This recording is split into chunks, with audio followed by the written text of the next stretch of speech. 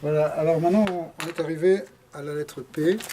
La lettre P voulant dire en fait la bouche. Le mot P, on peut le traduire par bouche. Je vais vérifier si je trouve une- Ok.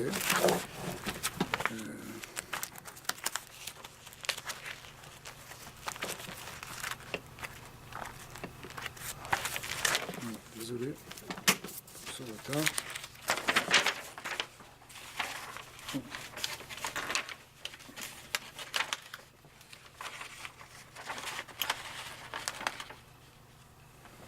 Ok, allez, on attaque. Alors, P, quand on l'écrit développé, ça s'écrit comme ça, P, P-E. Et cette lettre veut dire la bouche. La bouche, c'est P. Torah chez BLP, on parle effectivement de la Torah orale, par exemple. En tout cas, dans l'idée de bouche, il y a l'idée essentiellement d'ouverture. La bouche, c'est ce par quoi on communique, c'est ce par quoi on a une ouverture vers le monde extérieur. Bon, ça, on pourrait dire ça sur tous les sens, mais la bouche va être ce qui ouvre l'âme au monde extérieur. C'est-à-dire que si on veut s'exprimer, si on veut montrer ce qu'il y a à l'intérieur, la chose la plus importante, c'est la parole, c'est la bouche. D'accord ?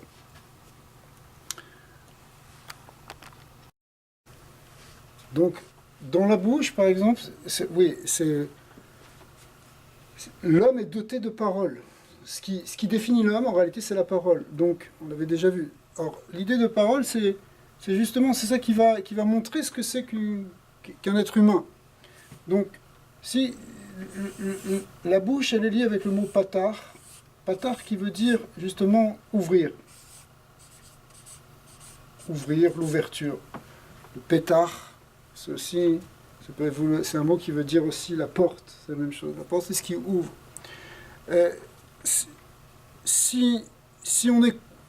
Si quelqu'un il peut pas s'exprimer, il est quelque part enfermé en lui-même. Dans notre monde de la pensée, on est dans nous-mêmes. Mais notre ouverture sur le monde extérieur, c'est la bouche. C'est elle qui nous ouvre. Et c'est elle aussi qui ouvre en quelque sorte les portes du ciel. On avait vu dans le Aleph, je ne sais pas si vous vous rappelez, ce qu'on avait dit sur le Aleph, que le Aleph, on pouvait symboliquement le voir comme un Yud en haut, un Yud en bas et un Vav au milieu, qui représentait en quelque sorte le point, le Zohar dit comme ça, c'est le point de l'origine, l'axe qui fait passer du monde caché au monde dévoilé, et puis après il y a le monde dévoilé. C'est-à-dire par exemple, je vais vous donner un exemple, si vous avez une idée de faire quelque chose, d'accord, vous avez une pensée, vous avez un désir, c'est le point supérieur, c'est le point, c'est encore caché, c'est en vous. Vous y pensez, mais après il va falloir le réaliser, le passer en acte. D'accord. Mais ce qui va faire le passage de la pensée à l'acte, en fait, c'est la parole. La parole, concrètement d'ailleurs, je veux dire dans des choses très concrètes, si vous voulez réaliser un projet, vous êtes obligé d'en parler. Il n'y a pas un projet que vous pouvez faire sans parler. Bon, c'est très rare que vous ayez une idée, que vous le concrétisez sans jamais en avoir parlé. Mais il va falloir normalement, vous voulez faire une maison, il va falloir planifier, il va falloir le faire passer par la parole. Mais les maîtres de la Torah et de la Kabbalah nous disent plus loin. Ils nous disent, ce qui fait passer du domaine spirituel, du domaine caché, au dévoilement, dans le monde concret, c'est la parole de la prière. C'est-à-dire que quand on prie, en réalité, on veut quelque chose. Alors on prie parce que on pense que dans le monde supérieur, tout est possible. Il y a des possibilités. D'accord ? Alors si on veut que cette possibilité elle se réalise, pour la faire descendre, pour la faire passer de l'autre côté de l'axe, c'est-à-dire le faire passer dans le monde manifesté, si vous voulez, dans la manifestation, eh bien, ce qui va faire passer de l'un à l'autre, c'est l'ouverture de la bouche. La bouche, elle ouvre, elle fait passer de ce yud à ce yud-là. D'accord ? Et il y a un autre mot d'ailleurs qui veut dire aussi ouvrir, c'est écrit comme patar, mais c'est péter, c'est avec un tête cette fois-ci. Et un resh. Peter qui veut dire aussi celui qui ouvre. Le Peter, c'est, par exemple, Peter Hamor ou Peter Rechem, c'est l'ouverture de la matrice. C'est ce qui fait l'ouverture. Le P, la bouche, elle doit nous indiquer, il faut qu'on ouvre, il faut qu'on... Par exemple, on attend le Mashiach, la Géoula, le Messie, on attend la délivrance finale. Mais c'est par la prière qu'on amène ça. C'est par la parole, c'est parce qu'on a étudié, parce qu'on a prié qu'on amène des choses. La Teshuvah, par exemple, elle ne peut se réaliser que si on amène cette Teshuvah avec des paroles. Il faut prier à Dieu pour que ça marche. Poter et Yadecha, c'est ça. Le Zohar dit Adikre Poter et Yadecha, et là Poter et Yudecha. Poter et Yadecha, ça veut dire ouvre tes mains. C'est l'ouverture des mains pour que Dieu il ouvre sa main symboliquement pour dispenser sa bénédiction. Mais le Tikkun HaZohar dit c'est Poter et Yadecha, ouvre ta main. Tu peux dire Poter et Yudecha. Parce que comme on a vu dans la lettre Yud représente la main. Donc ouvrir le Yud, qui est la possibilité spirituelle, l'ouvrir pour qu'elle devienne une réalité concrète. C'est ça. C'est exactement ça. Le mot, par exemple, Peshat, un Pshat, ouais. Pshat, ça veut dire, quand on dit Pshat, le mot Pshat, ou Peshat, ça veut dire, on pense toujours à l'interprétation littérale d'un verset, un pshat, d'accord, par rapport au sod qui est le secret. Mais le pshat, en fait, ça vient du mot pochette qui veut dire déployer, ouvrir. Une explication littérale, c'est pas littéral, c'est une explication où on a ouvert le verset, où on l'a compris de manière claire. Comme pochette begadav, ça veut dire ouvrir son vêtement, défaire son, par exemple, un tissu, on va le défaire. Un vêtement, on va l'ouvrir. Cette idée donc c'est l'ouvrir, c'est aussi, à chaque fois, c'est cette idée d'ouverture des possibilités. Par exemple, on retrouve aussi ça dans Pera. Pera, qui veut dire éclore, ouvrir, déployer aussi. Excusez-moi, quand on dit le pshat, ça veut dire quoi le pshat? Le mot pshat, en général, quand on dit le pshat d'un verset, ça veut dire l'explication d'un verset. Mais qu'est-ce que c'est expliquer? Expliquer, c'est justement, c'est ouvrir le verset. C'est lui donner son sens. Donc on va retrouver ça dans Pera qui veut dire éclore, qui veut dire aussi, c'est pas éclore le vrai mot, c'est plutôt, c'est l'idée de déploiement qu'il y a dedans. On va retrouver ça aussi dans Paka, qui veut dire aussi, presque, on pourrait le traduire par éclater.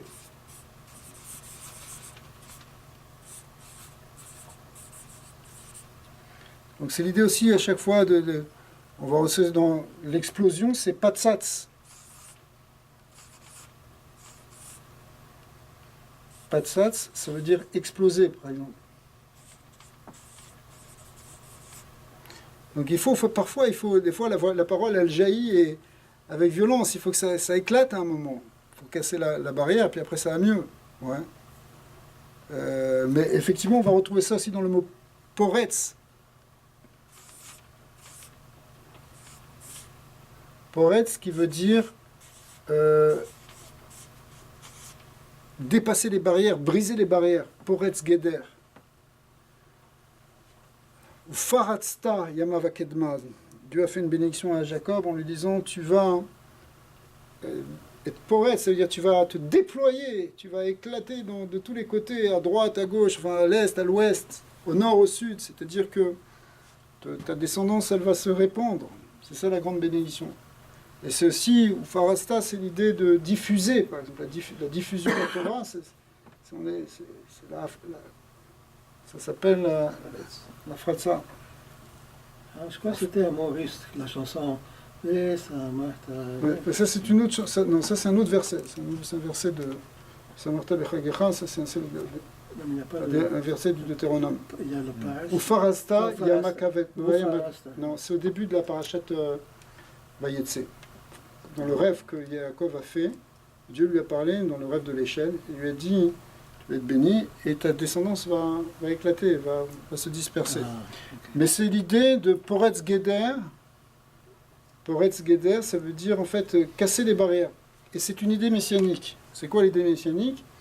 C'est l'idée que ce monde-ci, il va falloir changer des choses. Il va falloir changer les limites, les structures, les valeurs. C'est ce qu'on vit en ce moment. C'est ce qu'on vit en ce moment. La révolution, c'est Paratz. Ouais. Mais aussi, Pritsout, ça peut être aussi, au sens négatif, ça peut être aussi une brèche, dans, par exemple, dans la pudeur. Une brèche dans les valeurs, ça peut être aussi négatif. Mais au sens positif, c'est sortir un potentiel, éclore un potentiel. C'est ça toute l'idée. C'est l'idée, il faut faire sortir une graine. C'est la même chose qu'il y a dans ce Yud, à chaque fois on retrouve ça. Donc c'est ça qu'on trouve dans le nom de Péretz. Péretz, exactement, le fils de Tamar, le fils de Yehuda. Péretz, ça veut dire c'est justement celui qui a passé. Le roi, le roi Messie, c'est celui qui va ouvrir qui va nous sortir de toutes les limitations anciennes. Alors, ça nous amène à Pessah. Chazak. Oh, Alors bravo, ça c'est le grand mot. Alors Pessah, effectivement, c'est pour ça que Pessah qui veut dire Pâques, la fête de Pâques, et le Harizal dit, ça peut se décomposer entre P qui veut dire la bouche, Sar qui parle. Sicha, c'est une conversation. Donc Pessah, c'est la bouche qui parle. La fête de Pessah, la liberté, la libération, telle qu'elle est enseignée dans le judaïsme, ça passe par la parole. La Haggadah. La Haggadah, tu racontes, c'est toutes les formes de parole. Il y a 4 styles de parole qu'on fait dans la Haggadah. Dans la Haggadah, c'est le récit qu'on récite le soir de la fête de Pâques, mais en fait, il y a... Dieu a permis à Moshe de parler. Oui, parce qu'il était Kavet P, il avait une bouche lourde, et puis, ça veut dire qu'il n'arrivait pas à s'exprimer, et Dieu lui a délié la bouche. Kavet, Et ça veut dire Kavet, ça veut dire lourd. Lourd. Donc l'idée de libération, elle passe par la bouche. La libération, c'est la parole. On va se libérer par la parole à un niveau individuel et collectif. C'est dans l'ignorance, c'est dans la non-compréhension, c'est dans la non-communication qu'il y a tous les problèmes du monde. Voilà. Et comment alors ça se traduit à un passage? On parle de Pessah comme étant Le sens. passage. Le sens propre du mot, le sens littéral du mot Pessah veut dire passer, Passover. Ouais. Ça veut dire passer. Chaque passar, il est passé par-dessus les maisons des bénis Israël. Mais dans l'idée, dans la décomposition un peu plus Profonde. un peu plus symbolique du mot, ça veut dire c'est la bouche qui parle. Mais la bouche qui passe, c'est un passage. C'est un passage, c'est aussi un passage. La porte, l'idée de pétard, d'ouvrir la porte, c'est l'idée justement de faire un passage. Tu C'est passes le pont d'un entre niveau la à un pensée autre. Et l'action. Voilà, pour passer d'un degré à un autre, il faut à chaque fois dévoiler quelque chose. Il faut que ça passe dans autre chose. L'idée messianique, ça fait 2000 ans ou plus qu'on l'a dans la pensée. Il faut qu'elle passe dans le contraire. Et c'est ça. Les enfants d'Israël sont sortis d'Égypte. Alors c'est Dieu qui est passé, mais c'est Dieu qui est passé dans le monde. Les bénis d'Israël sont passés. C'est le passage de traverser des eaux, etc. Mais ça passe par la parole. Ouais. Parce que la parole, c'est en même temps notre arme, c'est en même temps ce qui fait qu'on peut... il faut communiquer. Si on ne communique pas... Et Dieu a communiqué son projet par la parole aussi. Exactement. La Torah, c'est la parole de Dieu. Ouais. C'est la création, elle sort de la parole divine. C'est le Verbe divin qui crée le monde. Les 10 commandements, c'est les 10 paroles. C'est les 10 paroles. On les appelle Asara Dibarot, les 10 paroles. Et la création, c'est les Asara Ma'amarot, les 10 paroles aussi, c'est une autre manière de dire parole, qui ont été, qui ont créé le monde. Le monde, l'univers est, dans le judaïsme, on le voit comme la résultante d'une vibration sonore, entre guillemets. Bien sûr, on ne parle pas de son au sens où nous, on le comprend. Mais aujourd'hui, dans la physique, on voit que tout est vibration et que tout est onde et à tous les niveaux, à un niveau microcosmique ou macrocosmique. Et finalement, ce que nous disent les maîtres de la Kabbalah, c'est que c'est cette parole de Dieu qui ne cesse de résonner en permanence, qui fait que la création existe à chaque instant. D'accord? Donc effectivement, on a cette lettre P, elle représente... elle est une grande clé pour nous parce que c'est elle qui va nous amener la Géoula. D'ailleurs, le mot aussi, on retrouve ça dans Pada, Pada qui veut dire délivrer, Pidion qui veut dire le rachat, au sens d'être racheté, de sortir. Par exemple, la sortie d'Égypte, c'est vu comme un Pidion. Dieu nous a sortis de là, c'est pour ça qu'on fait Pidion à Ben. Il y a des choses très très importantes là-dedans. C'est l'idée qu'Hachem, il nous sort, ou qu'on se sort, ou qu'on libère par la parole. La parole libératrice, ça vient du judaïsme. On aurait pu parler de la psychanalyse. Alors, il y avait encore un mot qu'on aurait pu mettre, c'est perat, qui veut dire détailler aussi. Parce que le perat, qui veut rentrer dans les détails, c'est expliquer. Tout ça, on retrouve la même chose. C'est une idée d'ouverture. D'accord? Alors, on va attaquer la lettre Tzadik, ou Tzadé plus exactement. On l'appelle toujours Tzadik, mais en fait c'est Tzadé, c'est son vrai nom. Donc Tzadé,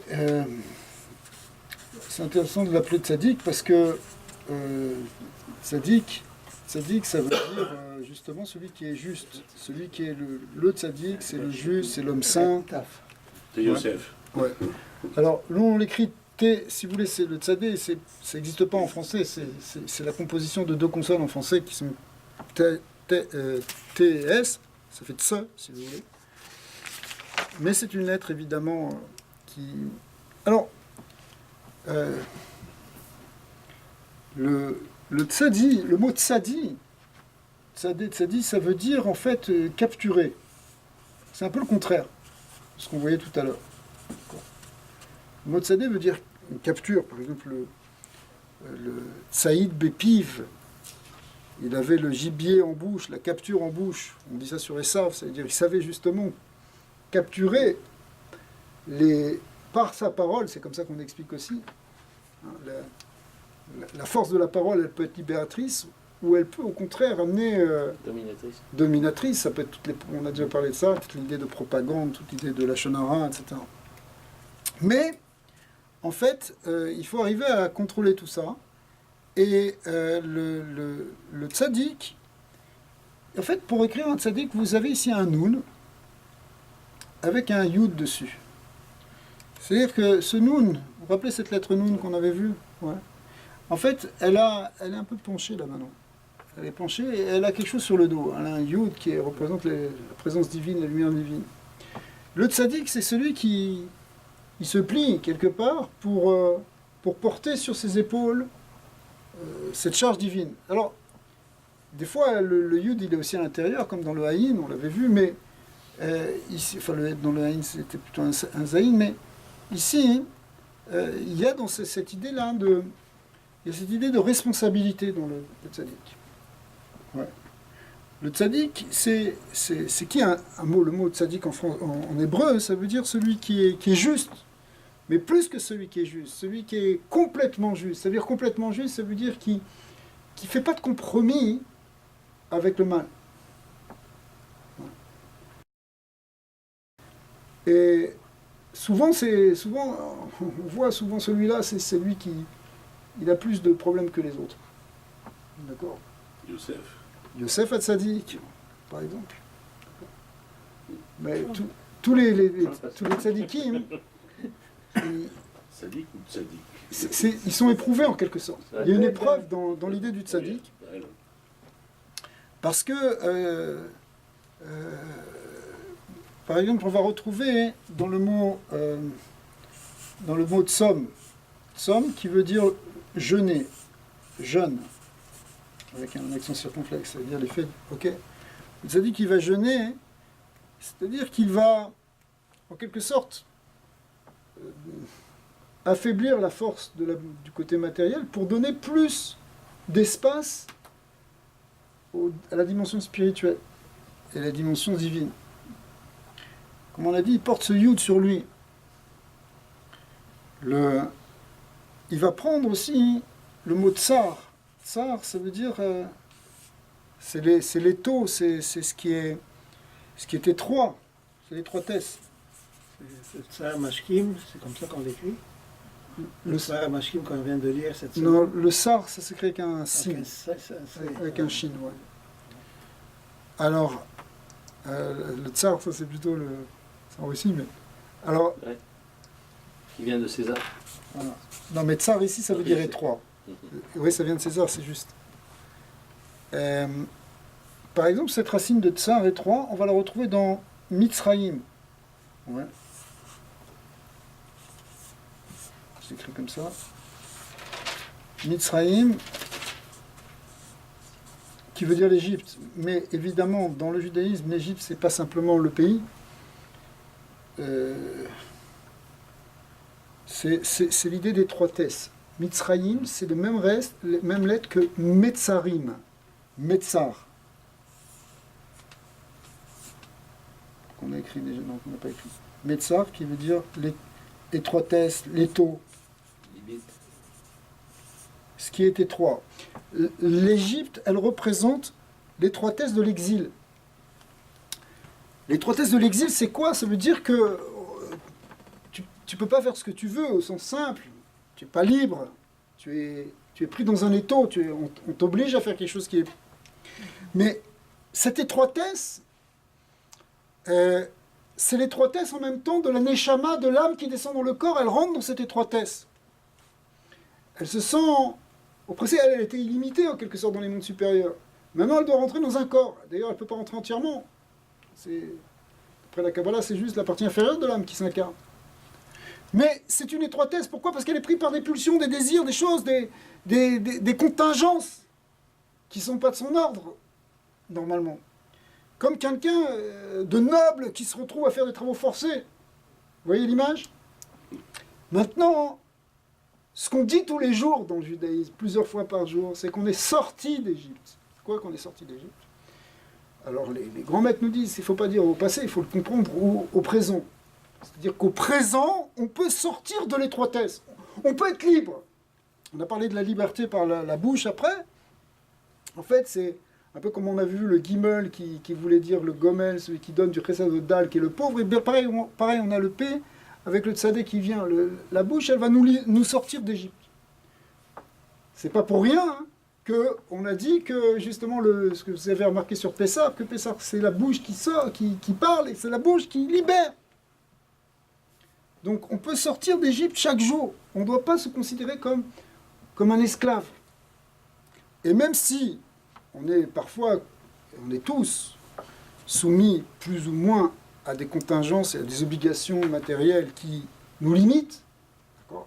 Et parfois c'était très dur dans des moments pour certaines personnes, etc. Malgré tout, l'idée c'est qu'on peut être libre. On peut être libre intérieurement. On peut sortir de ce médecin. Et la manière de sortir de ce médecin, c'est en quelque sorte de devenir un tzaddik. Le tzaddik, lui, on voit par exemple l'histoire des tzaddikim qui étaient dans des prisons. Eh bien, par exemple. oui, même sans aller jusque-là, qui étaient dans les prisons, etc. Ils ont dit, mon corps, il est peut-être en exil, peut-être mais mon âme, elle est libre. Ça veut dire qu'on a toujours une possibilité d'être libre. En tout cas, théoriquement, parce que concrètement, c'est une épreuve. C'est pas évident. On peut complètement déprimer, etc. On voit de Yosef, dont vous avez parlé, Joseph, qui lui, quand il est en prison, il continue non seulement à avoir le moral et à faire des choses bien, mais il est capable même d'aider les autres. Et il va avoir une réflexion qu'on voit dans la paracha de cette semaine extraordinaire, où quand, à la suite de tout ça, il retrouve ses frères, et ses frères commencent à se dire, mais qu'est-ce qu'il va faire maintenant qu'il s'est dévoilé à eux? Ils se disent, mais c'est sûr qu'il va se venger, c'est nous qui l'avons jeté dans cette histoire, etc. On l'a jeté en prison, on l'a vendu comme un esclave. Et il dit non, ne croyez pas que c'est vous qui m'avez vendu, c'est Dieu qui m'a envoyé ici pour préparer votre venue plus tard, votre venue et la venue de mon père ici, puisque maintenant il est dans une position où il peut justement au contraire s'occuper d'eux et les nourrir. Cette force de Yosef d'être capable de ne pas voir l'étroitesse de l'exil, mais au contraire de voir un projet divin qui est beaucoup plus grand et qui est en fait positif, C'est ça qui fait qu'il a un tzaddik. Ou c'est parce qu'il a un tzaddik qu'il voit les choses comme ça. D'accord. Alors, ça c'est quelque chose de tout à fait fondamental parce que ça dépend aussi de la manière dont on voit. C'est pour ça on avait Aïn, P, Tzadé. Aïn c'était l'œil, c'est aussi le regard qu'on a. La parole qu'on va avoir, comment on va dire les choses, comment on va expliquer si on est en train de se plaindre, de voir les paroles négatives, oh là là. Même, il y a des mecs qui nous disent, même dire « Ah, il fait pas beau aujourd'hui, il y en a marre de ce froid », c'est quelque chose qui est négatif. C'est une parole qui est négative, c'est une parole qui t'enferme, qui te fait rentrer dans... Alors tu vois les choses négativement, donc à cause de ça. Mais non, ne regarde pas ça. Regarde la lumière qu'il y a. Ah, mais il fait sombre, il y a une lumière spirituelle. Yosef, il est attaché à cette lumière. Yosef, il voit ce yud, il porte ce yud avec lui. Il a ça sur ses épaules et ça va pas le quitter. D'accord ? Alors ça peut paraître comme un joug, ça peut paraître comme une difficulté. Et effectivement, il y a une épreuve de passer par cette étroitesse, mais en réalité, par exemple, le mot tsara, on retrouve dans le tsar, il y a aussi tsar et la tsara. La tsara, c'est l'épreuve, c'est la souffrance aussi. Quand on rajoute un on dit mais, le ça, c'est ça? Non, pas Sarah, Tsar. Ça. Le Tsulos. Tsulos, Oui. c'est ça, Tsulos. Alors, Non, le tzaddik, il va aussi porter ce qu'on appelle le tsibour. Tsibour, qui veut dire l'assemblée, hein, mais qui veut dire tzaddik, benoni, ve racha. C'est-à-dire, il porte, il prend sur lui aussi les problèmes des autres, et les difficultés des autres, et même les fautes des autres. Et ça nous amène effectivement, le mot tzaddik, c'est aussi l'idée de tzedek. Bon, ça c'est ce qu'on avait dit au début, mais c'est l'idée de justice, la vraie justice. Tzedaka et tout ça, ça vient de là. Et ça vient aussi effectivement, donc on a tzedek qui veut dire justice. Quand on rajoute un et, ça devient tzedaka. La tzedaka, c'est pas la charité au sens simple du terme, c'est l'idée au contraire d'établir une justice par le partage, mais en fait, c'est une dimension spirituelle très grande, puisque quand nous on fait tzedaka à l'autre, on donne à l'indigent, à celui qui manque, et bien Dieu, en quelque sorte, il rétablit l'équilibre et il donne au monde. D'accord ? On veut en fait le vrai, on veut que la justice se révèle dans l'univers. Donc ça c'est le tzaddik qui fait ça, et cette idée de tzaddik, donc c'est prendre sur soi, c'est un peu complexe comme idée, c'est prendre sur soi l'épreuve et la difficulté pour en sortir, pour la transformer. L'idée c'est pas souffrir pour souffrir, un culte de la souffrance, c'est pas ça le tzaddik. Le tzaddik c'est pas celui-là qui porte la souffrance du monde pour... C'est pas ça. Mais c'est celui qui est capable de transformer les choses, de sortir le monde de sa souffrance, justement par la joie, par le regard positif, par la parole bonne. C'est Yosef qui, malgré toutes les épreuves et toutes les souffrances, il a gâché toute sa jeunesse, le pauvre. Dans des prisons et dans des choses, et pourtant, il est là complètement positif. Il maîtrise la parole, c'est lui qui est poter, dans l'idée de paix, là on avait vu l'idée de Péter. C'est Péter, ça veut dire c'est l'ouverture de la matrice, mais c'est aussi l'ouverture des rêves.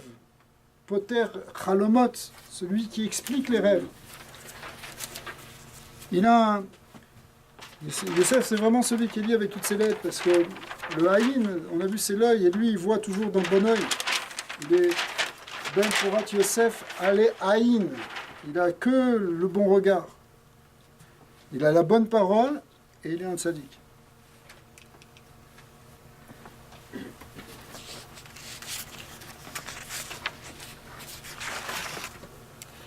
Alors,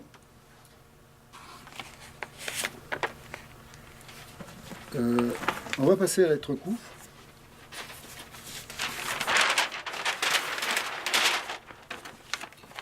La lettre Kouf. Alors, la lettre Kouf, on rentre ici dans quelque chose d'autre. Parce que on était, jusqu'à présent, dans les valeurs numériques, on était dans les dizaines. À partir du Yud, c'était 10, le Kaf, c'était 20, la Med, vous l'avez sur votre petite feuille. Jusqu'au Tzaddik était 90, mais maintenant on passe dans les centaines, parce que le Kouf, il fait 100. Donc c'est en quelque sorte l'unité, qui était 1, qui est devenu 10 avec le Yud, et qui devient maintenant 100 avec le Kouf. Sens, c'est une plénitude en fait, parce que c'est 10 sphirotes fois 10 sphirotes, c'est-à-dire c'est toute l'idée de toutes les facettes en quelque sorte de l'unité, elles sont contenues dans le kouf. Le mot kouf, il peut vouloir dire plusieurs choses, mais c'est symbolique géométrique, on pourrait le voir comme un demi-cercle et un rayon. Donc en fait, si vous voulez, c'est l'idée aussi, ça rejoint ce symbole-là, qui est le symbole du Tzimtzum. Donc il y a à la fois la courbe et la droite. Donc c'est un symbole kabbalistique très important, puisque c'est à la fois la lumière transcendante de Dieu et la lumière immanente qui descend. C'est le Tzimtzum et le Kav. Le mot Kav en hébreu, Kav, qui s'écrit comme ça, veut dire ligne ou rayon. Quelqu'un qui est cave, il n'est pas très rayonnant. Non. Avec. En hébreu moderne, une ligne de bus, ça s'appelle un cave d'autobus. Mais l'idée de cave ici, c'est l'idée de rayon. En fait, c'est le rayonnement, c'est symbolisé par ce trait, c'est le rayonnement qui vient de la lumière supérieure. Donc ce mot cave qui veut dire rayon, on va le retrouver dans Tikva. Tikva qui veut dire l'espoir. Avant d'être un hymne national, c'est un mot de la Torah qui veut dire espoir. Et dans l'espoir, dans le mot espoir, en fait, la racine c'est cave, qui veut dire donc le rayon. C'est pour ça que le Ramchal va dire que par la Emouna, par l'espérance, on attire le rayon de la lumière du Ensof dans ce monde et on peut transformer les choses. En d'autres termes, c'est écrit dans le Zohar et dans le Ramchal et dans tous ces grands maîtres de la Chassidoute aussi, que la force de la foi, la force parce qu'on croit que Dieu est infini, que Dieu peut changer le monde, on fait descendre ce rayon du Or Ensof, de la lumière infinie de Dieu, et on change le monde, parce que le monde est pris dans le Metzar, il est pris dans l'étroitesse, ouais, le Metzar, dans l'étroitesse le Tsar, ouais, les Metzarim, les étroitesses, mais pour sortir de cette Égypte symbolique, eh bien, on fait appel au rayon de la lumière infinie, parce que Dieu est infini, c'est ça le miracle. Comment on peut changer quelque chose qui est limité? Tu vas pas pouvoir t'en sortir, c'est fini, c'est comme ça, c'est pas possible. C'est pas possible. D'après les lois de la nature. Concrètement, c'est pas possible, tu peux pas se guérir, tu peux pas faire ci, tu peux pas t'enrichir. Il y a des choses, il y a des points. Non! Quelqu'un, il prie, il a l'espoir, il a la émouna, il peut amener la dimension infinie. Et en amenant cette dimension infinie, eh bien, les règles vont changer. Il n'y aura plus la limite. La limite ne sera plus du même ordre. C'est le tzaddik aussi qui va faire ça. C'est le tzaddik. Et d'ailleurs, si tu as raison, d'ailleurs, le kouf, c'est la dernière lettre du mot tzaddik. Le kouf, quand tu écris tzaddik de manière développée, ça tient. Et effectivement, c'est le prophète Habakkuk dit tzaddik be'emunato yichye, que le tzaddik, l'homme saint, l'homme juste, il vit par la émouna, il vit par la foi. C'est ça sa vie.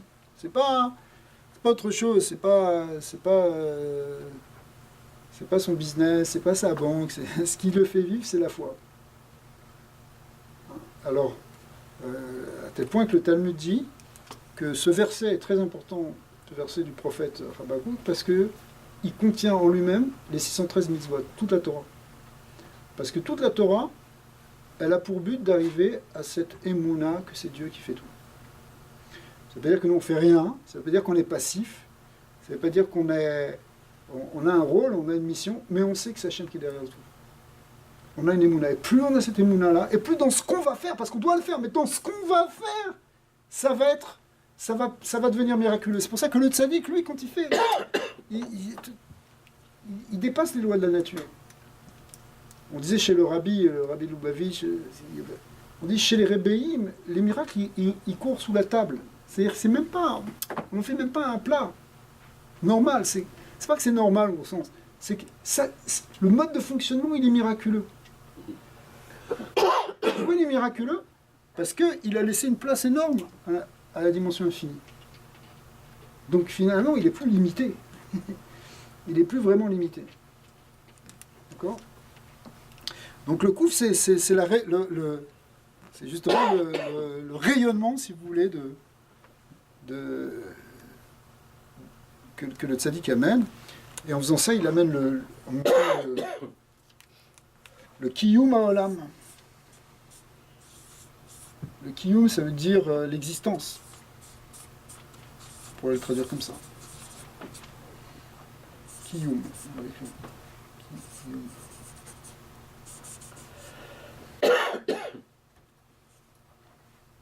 Donc l'existence, elle vient de là.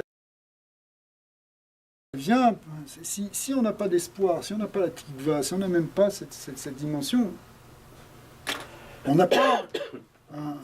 le monde n'y tient pas. Mamash, ce que dit Rabakouk, c'est Tzadik Bemunato Yechie, c'est la vitalité, elle vient par les Mouna. L'existence, elle tient par ça. Vous savez, des fois, si on l'a expliqué la dernière fois, c'est-à-dire si on n'est pas attaché au point supérieur, qui est en fait la foi, on ne peut pas tenir.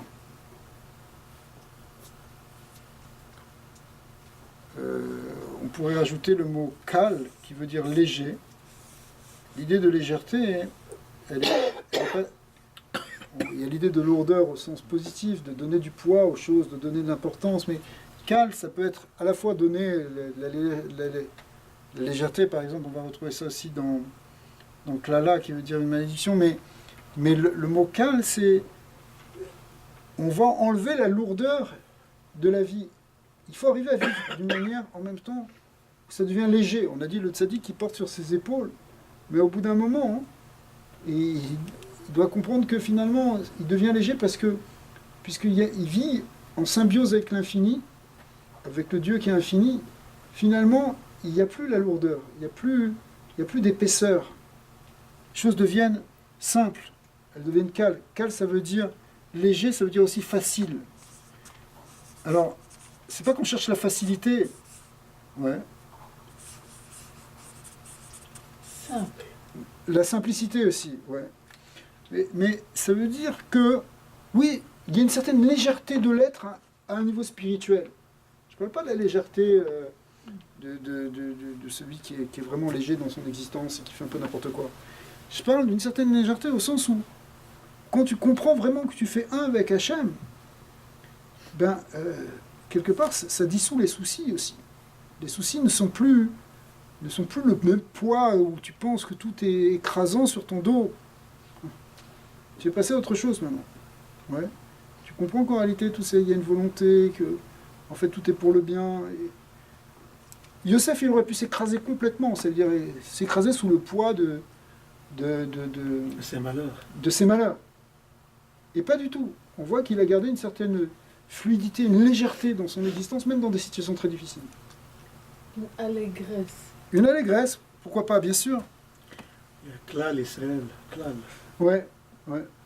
Mais là, ça s'écrit pas s'écrit avec un kaf. Mais c'est vrai aussi. Ah ouais. Ouais. Mais on peut retrouver ça aussi dans le kol. Kol, c'est la voix. C'est-à-dire aussi, bon, ça c'est lié avec la parole dont on a parlé tout à l'heure, mais le kol, en hébreu, c'est le son de la voix qui vient avant même la parole. Alors, le kol, ouais, kol Israël, c'est la voix d'Israël, la radio, effectivement.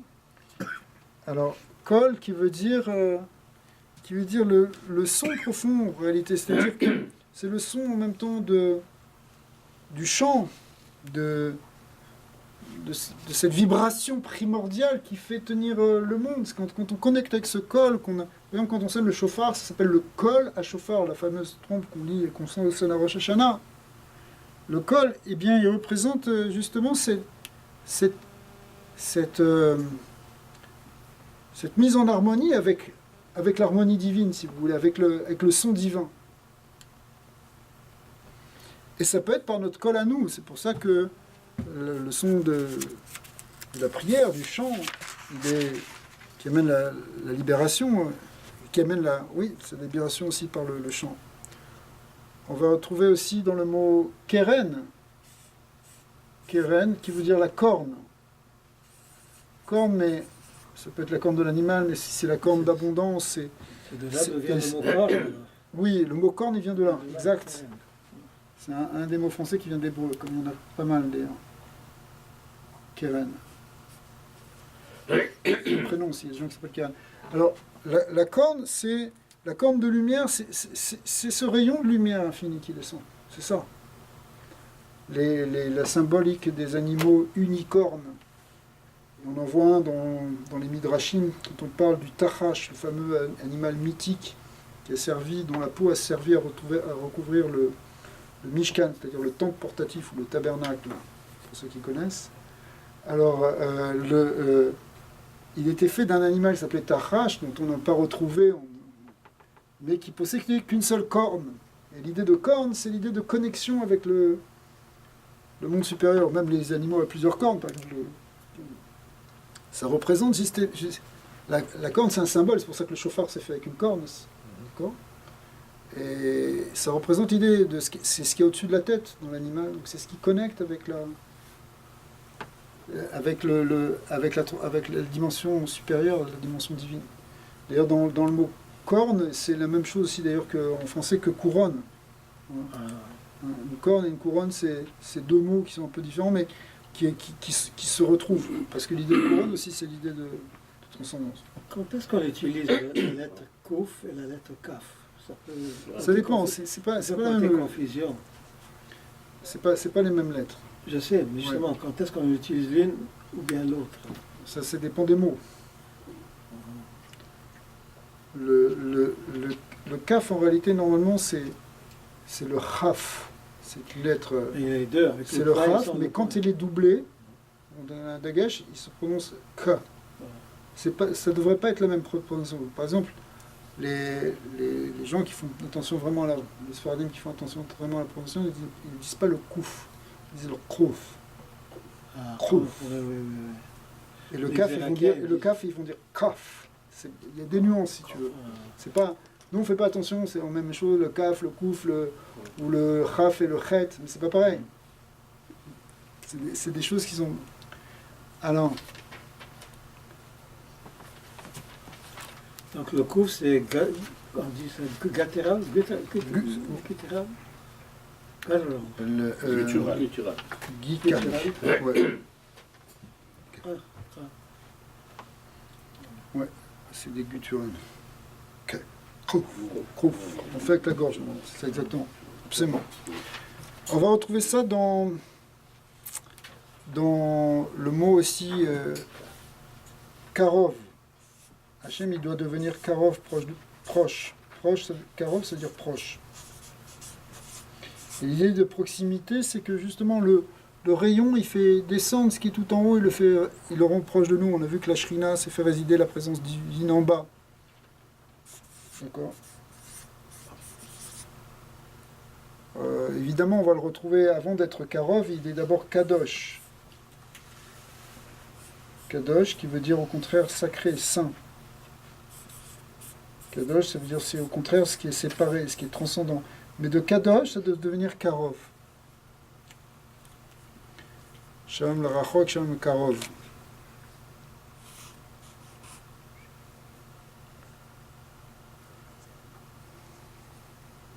Ouais, bon, il y a beaucoup de choses. Ça doit... On va le retrouver aussi dans l'idée d'arriver finalement à faire descendre les choses dans le concret. Ça vient jusqu'au mot qu'on a... Un mot qui le mot... Le mot connaît. Connaît, qui veut dire posséder. Posséder au sens de possession. Par exemple, c'est le même racine que le mot Caïn. Caïn, le fameux frère d'Avel, qui a tué son frère, mais qui représente l'idée de Kinyan. Kinyan, ça veut dire de ce qui est possédé. Posséder, ça veut dire... Vous savez, il n'y a pas de verbe avoir en hébreu. On dit cette chose est à cette chose. Alors, l'idée de concrétisation, d'arriver à l'amener dans le concret. C'est ça le côté positif de Caïn. Le côté positif de Caïn, Caïn, c'est le sédentaire. Il représente ce qui est fixé dans l'espace, ce qui vient et qui se fixe. On veut arriver finalement, les belles idées, les choses supérieures, il faut les faire descendre proche de nous jusqu'à ce qu'elles deviennent une réalité concrète. Kaniti. Kaniti. Qu'est-ce qu'il a dit que c'est connu du directeur? Kaniti, elle a dit à Chava. Kaniti J'ai mis, mais j'ai pas mis assez. est Hachem. On a une question. Connaît, ça veut dire quoi? Connaître, ça veut dire posséder, acquérir. Mais on pourrait voir ça comme quelque chose de négatif à un niveau spirituel. On dit effectivement, c'est le côté matériel, c'est le côté... Mais en réalité, non. L'idée, c'est que ce qu'il y a de plus spirituel doit finalement se concrétiser dans quelque chose de matériel. C'est très important. C'est pas qu'on coupe le matériel, qu'on se détache, qu'on essaie de se sauver de ce monde. Ce qui est une tendance qui est normale en quelque sorte, parce qu'on ne veut pas être prisonnier de tous ces écueils et toutes ces difficultés existentielles. Mais d'un autre côté, l'enjeu c'est d'arriver à amener ce cave, ce rayon, il doit descendre en bas, jusqu'en bas dans le monde concret. Ouais, le pied du couf, il doit descendre tout en bas et transformer les choses en bas.